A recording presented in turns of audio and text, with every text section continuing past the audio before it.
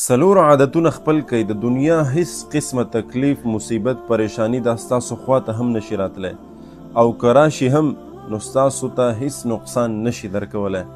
سلور آسان او مختصر عادتونه او دا عادتونه دا حضرت عبدالله بن عمر رضی الله عنه فرمای د دې په باره کې صحیح حدیث دی چې رسول الله صلی الله علیه وسلم موږ ته وفرمایل چې سلور عادتونه دا خپل کئ او د دغه سلور عادتونو په وجه به الله جل شانه تاسو د ډیر نقصان نه بچ او محفوظ وساتي.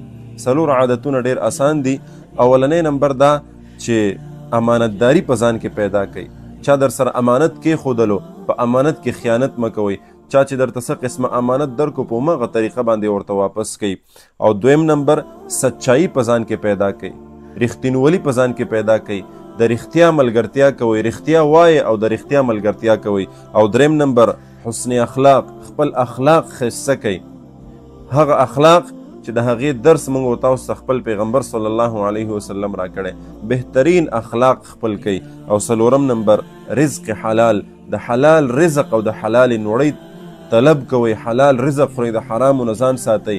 د مشکوک مال نه، د مشکوک رزق نه ځان ساتئ.